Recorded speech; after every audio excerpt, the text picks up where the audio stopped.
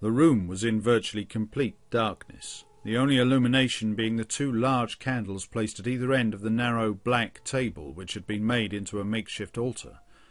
The smell of sulphur from the recently extinguished match hung heavy in the air. In the centre of the table stood a large ebony crucifix, on which hung an ivory figure of Jesus.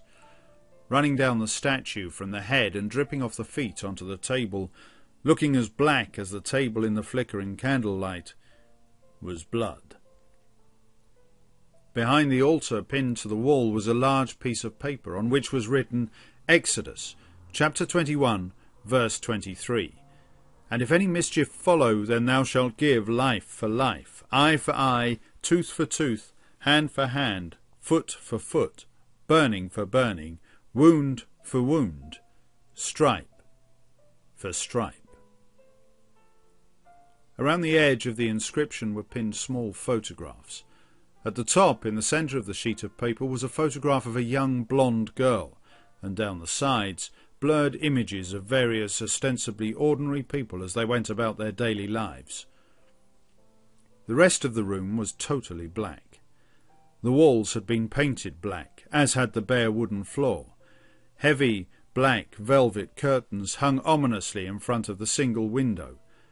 They were unnecessary, as the window had been boarded up from the inside a couple of years before, and no light was able to enter the room in any case, but they added to the general effect, forbidding and foreboding. The black heart of the house, created by the black heart of a man. A cold heart. A heart full of hate and a desire for vengeance. Vengeance is mine, says the Lord.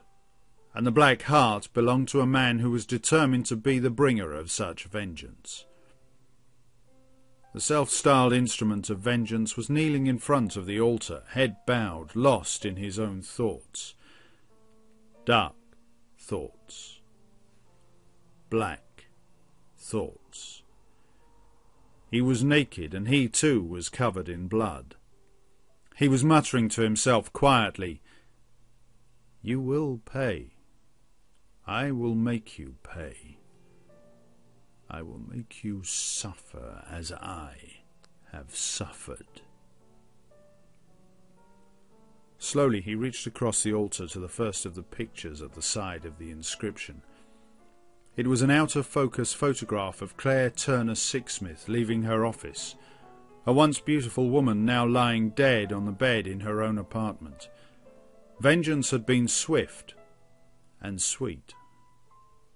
The man touched Claire's photograph and slowly drew a cross from corner to corner. A cross in blood. Claire's blood.